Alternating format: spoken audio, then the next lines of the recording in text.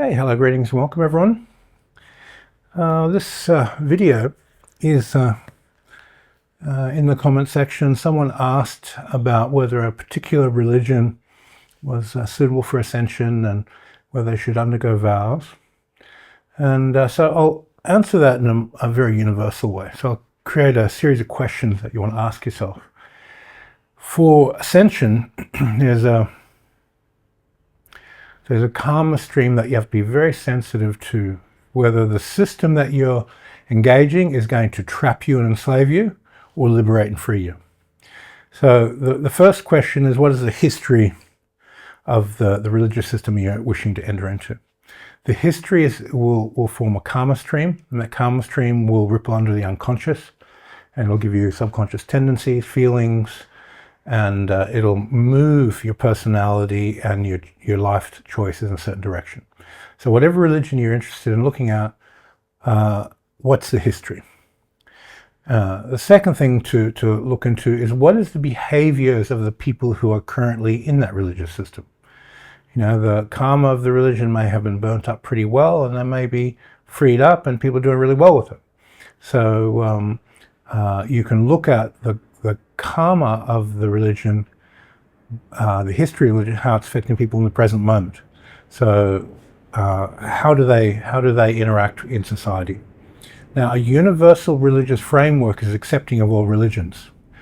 A very dual, limited religion has no sensitivity to other religions. It goes, we're right, everyone else is wrong, and they have a very narrow mind, and that is inherently evil and limiting. It's a way of enslaving people. They train sheep, not masters. So you have to consider that as the next thing. The next thing to look at is, does that religious framework fit your personality, your profile? Now, there are some systems, let's say you love nature, you love being in nature, and you choose a system of training that's nature magic oriented, that puts you where you love being, and you just go, this is perfect. And there's some people who just don't like to be in a church or a temple. They go there and go, what am I doing here? They want to be out in nature where they practice and pray. So does the system fit your personality? Does it fit your yearnings, your cravings?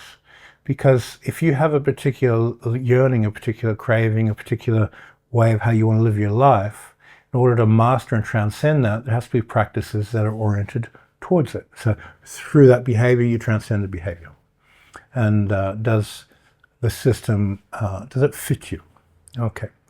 The next thing to look at is the nature of the way it moves from a dualistic state of practice, laying the foundation for concentration, to a non-dual state of practice, a formless state. Now, let's say you look at, say if we take Buddhism as an example, you'll have, you find a teacher, the teacher trains you in mindfulness and all the practices, and from eating practices to walking practices to sitting to lying down practices and precepts and vows, and you have all these trainings. Once the foundation is laid, it takes several years, your concentration has arisen, the mind starts to accumulate the concentration, which accumulates the akasha, which reflects an equanimity, which generates insight. Now the practice is ready to be at a point where they have to abandon the religion, they have to abandon the dharmas, they have to abandon all the rituals, they have to let go of everything that they cling to so the mind can rest in that non-dual space. It means they have to leave the temple and they have to walk their own path. And so systems like Buddhism will have a method for doing that, and they'll allow a certain amount of letting go and of the framework. How well they transition from dual platform of concentration and prayer to non-dual states of consciousness, to full becoming an arahant and attaining nirvana and ascending, that is something you need to consider for ascension. If ascension is your goal, there's a method to achieving that. So the old saying, be still and know that you are God, stillness is the path. How do you cultivate stillness? It's through accumulating akasha, through one point of concentration practices, the akasha accumulates, equanimity arises, there's that stillness, the Tao, universal mind, God consciousness begins to appear. And there has to be a way of transitioning, doing that into formless training. The next thing to look at is the support structure within that religious system. Is the support structure very small-minded, or are they very universal? Do they have a universal way of looking at the stages of evolution? Can they break down, you're at this stage, work on this, you're at this stage, work on that. And when you move up those steps, you have to let go of the last step to move to the next. And letting go of each one of these steps it's a very specific psychology, it's a very specific transition, it's a very specific way of thinking about it, doing it, acting. So you really want to consider the support structure, the people you get advice from. Is that advice sound? Are they going to hold you back to keep you in a hierarchy to control you? Or are they going to be liberating you by doing the job well, letting you go and become free in practice? And does your personality require evolution? Most religious systems, you're not allowed to evolve anything. You're not allowed to take anything out of the box. You've got to get in the box and stay there, be a good little sheep. And a good system is encouraging you to practice in such a way to understand principles, and apply those principles to evolution, to evolve the group consciousness, and make practical tools for ascension, and make new tools. You're always evolving and generating merit fields, so the group consciousness is evolving. Everything's getting better. And at the moment, there's only a small number of people who do that in the world. You know, you look at the person who designs your next evolution of the mobile phone. That evolution changes the way we think and interact with computer devices, you know, the way we interact with the world. So these key people around the world are evolving sciences that change the world, and everything is allowed to evolve. Now that we have AI on our phones, the truth about any topic is available. When I was young, the truth on a topic was in the encyclopedia that was written 30 years ago, and you go and look at that and see what you get. If you couldn't find the answer, you go to the library. It was a bottleneck that made people ignorant. And now there's no bottleneck. You want to learn something, you want to know something, you ask your phone, the AI tells you. It's a little bit slanted politically, but it's getting better. And when we learn how to use it more efficiently, we can remove the political slanting and get more truth. So now those people who evolved AI and evolved our mobile phones to basically liberate stupidity and make us more intelligent, that's huge. So evolution isn't always in some spiritual ecstatic mind state. Evolution's in your contribution to your community, society, and the group consciousness overall. That's what we're interested in evolving.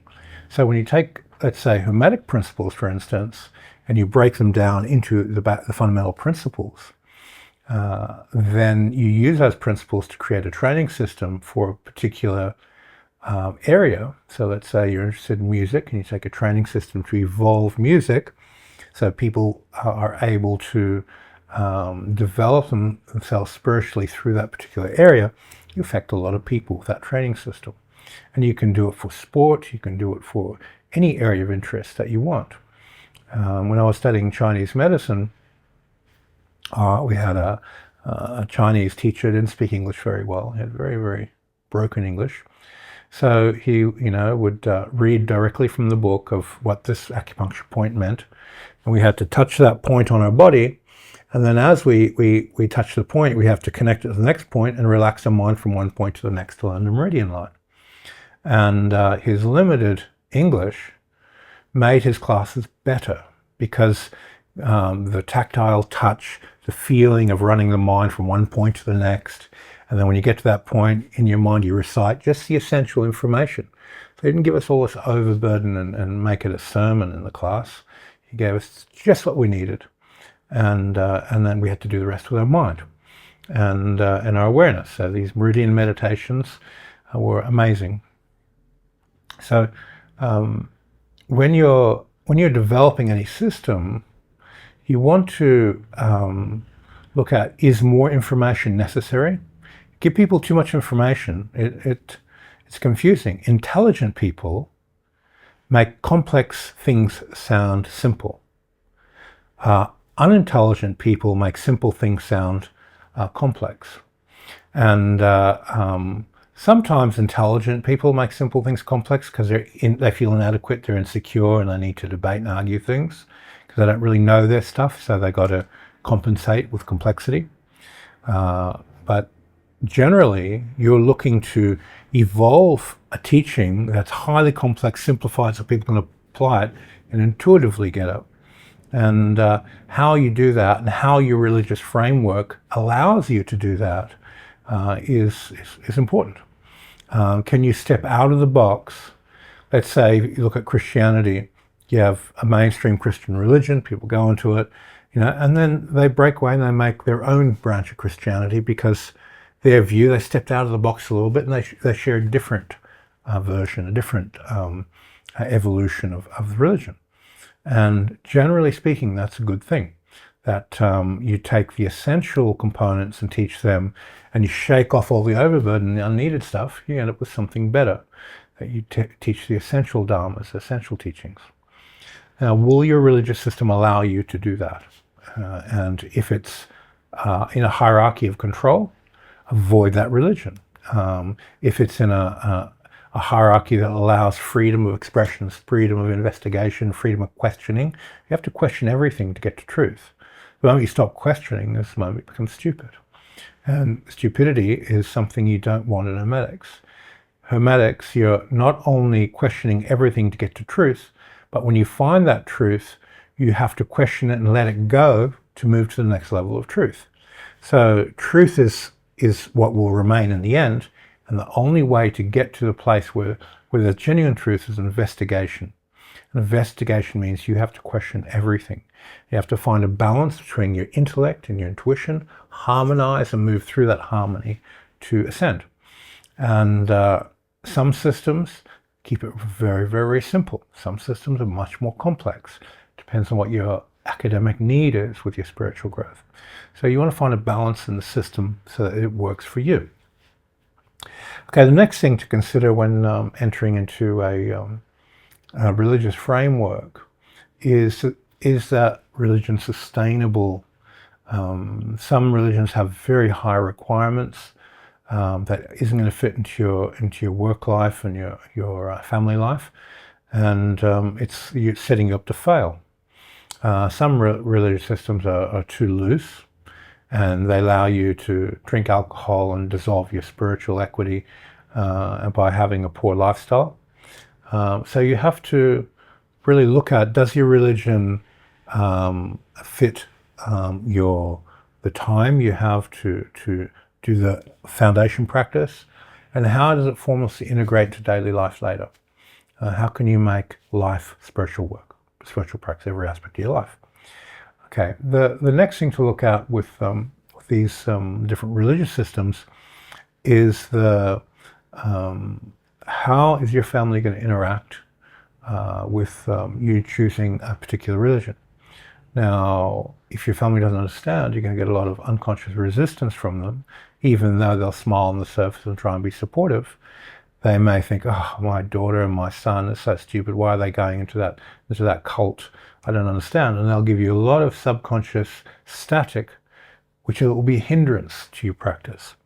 But if you can enter into something and get your parents and your family on board and go, this makes sense. This is why it makes sense to me. This is where I'm going.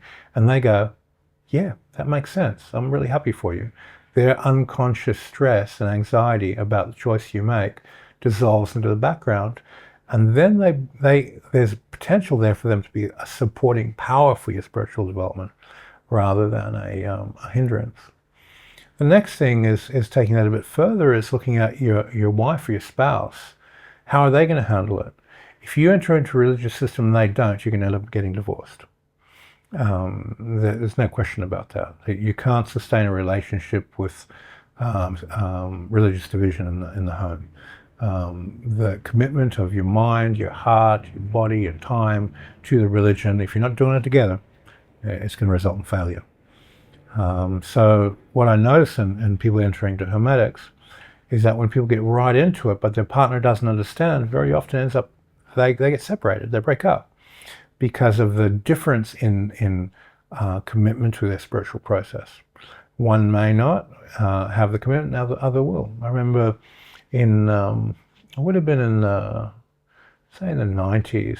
I had a girl come up to me in a shopping center and throw all this abuse at me for her boyfriend leaving her. And okay, who is this? And I figured out who it was.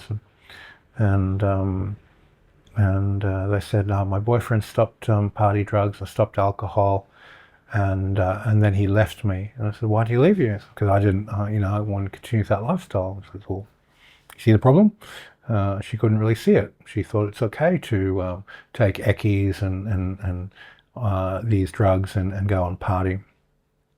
And he wanted to develop himself. So he cut out alcohol and drugs and increased his concentration and evolved himself. Started cultivating exercises to access non-dual light and radiate that light into the space. Her unconscious had so much resistance to that being dissolved that she had to separate from him.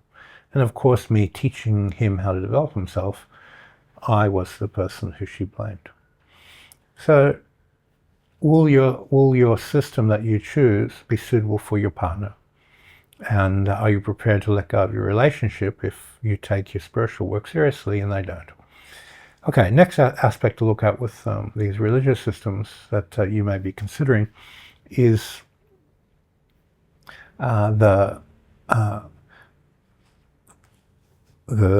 when you break down the psychology and energetics of the system, and you look at the bigger picture of, okay, this is the bigger picture of it. When your mind touches each aspect of this picture of what you're getting into, does your heart go, yeah, I can do this. I can reach the end. I can get to the destination.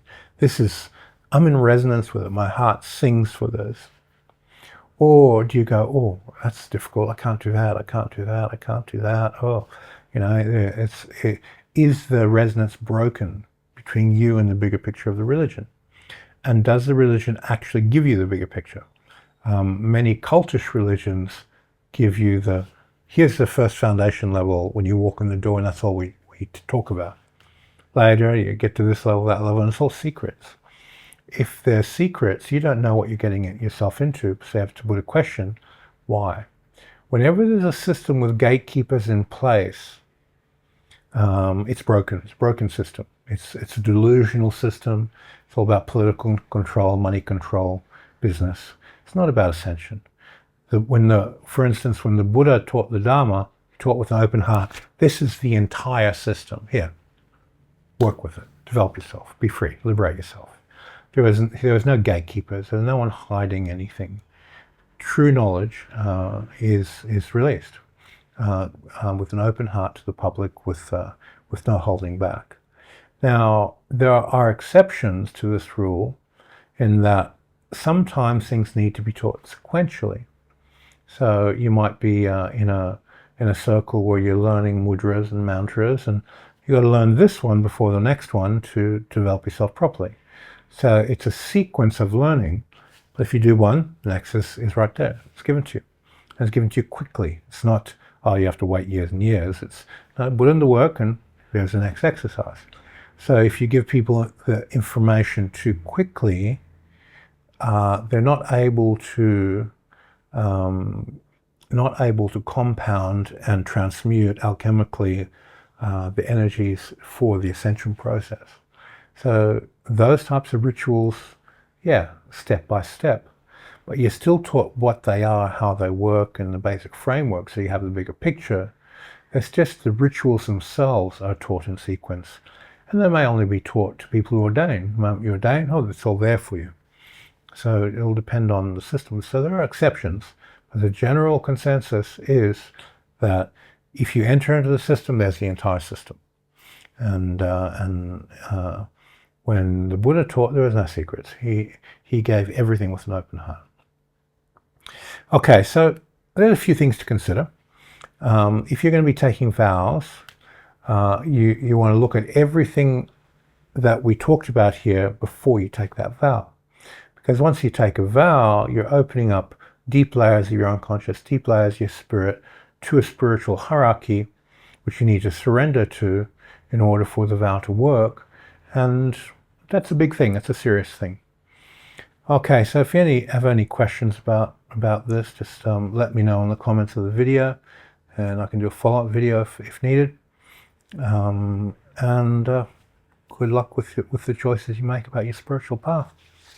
See you in the next video.